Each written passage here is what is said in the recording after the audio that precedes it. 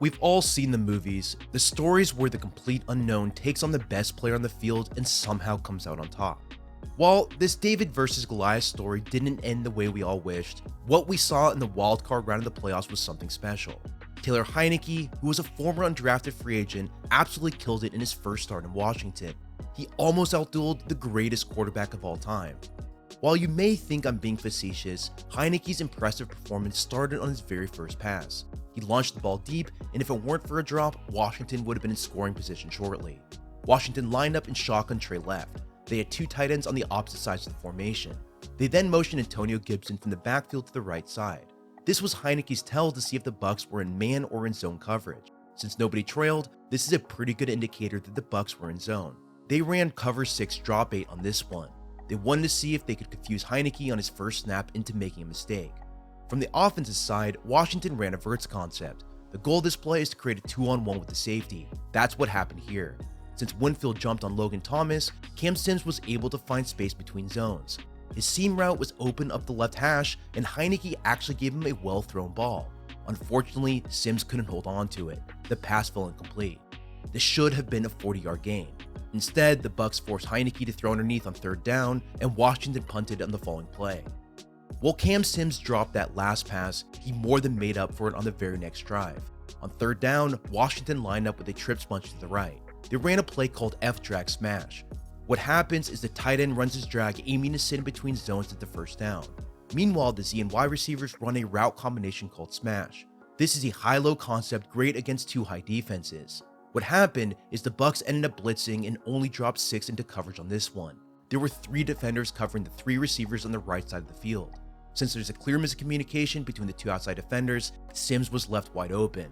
He's all alone on his corner route at the 40-yard line. What I want you to pay attention to is the timing of when Heinicke threw this pass. He throws it with perfect anticipation. He threw this ball the moment that the sideline defender stepped forward to jump on the flat. This is absolutely incredible. I'm blown away by how much he trusted his receivers in this game. Sims caught it, he ran forward, and he was able to gain 36 yards on the play. Throughout this game, Heinicke put on an absolute clinic, placing touch passes all over the field. He has enough arm strength to make every throw, and since his timing was exceptional, he gave his receivers a chance against this great defense. Beyond just the standard passing plays though, what also impressed me was Heinicke's mastery of this offense. He seemed like a veteran that's been running this offense for years. He ran quick game really well, he ran all the play action and RPO concepts really well, and he didn't ever seem to get stuck on any of his reads.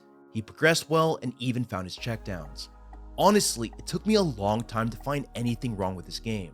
You guys know me and know that I love finding the small details that make up a player.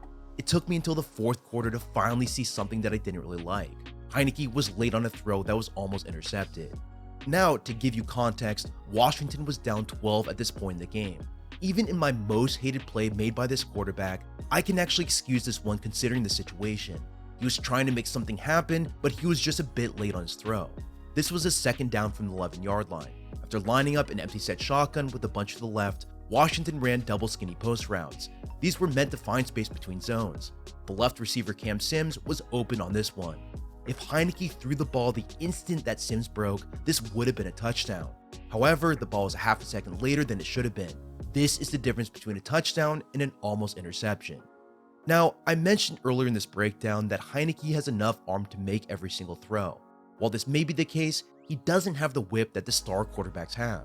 This is kind of expected considering the fact he was an undrafted free agent, but not having great arm strength definitely limits his upside. I just don't know if he'll be able to have the perfect timing throughout an entire season. I feel like they'll get him into trouble if he's ever late on the pass, or if he has to throw a pass down the field.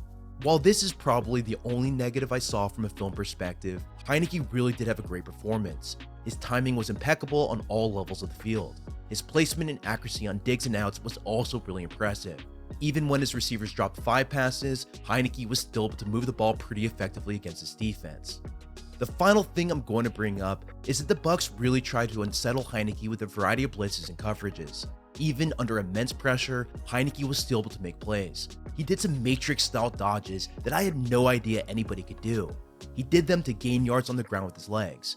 Also, on top of this, his lone interception was actually a good throw. The ball was just unfortunately tipped at the line of scrimmage. The fascinating thing about this game was that Washington actually had a chance until the final drive. They were down by 8 points, and Heinicke was already getting them moving down the field.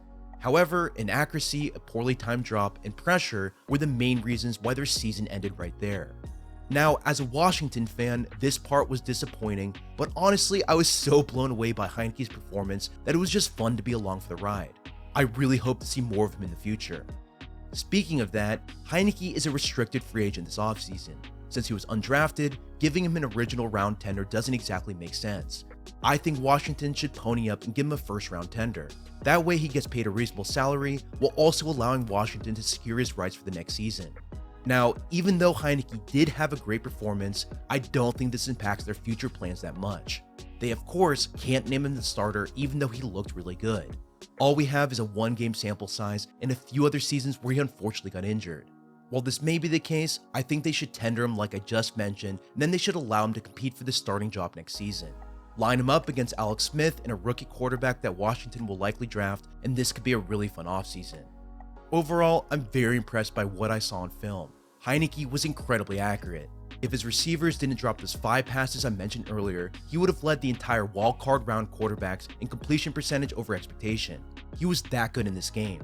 Hopefully this performance isn't a one-time thing, and Heinicke gets a legit shot to start next summer.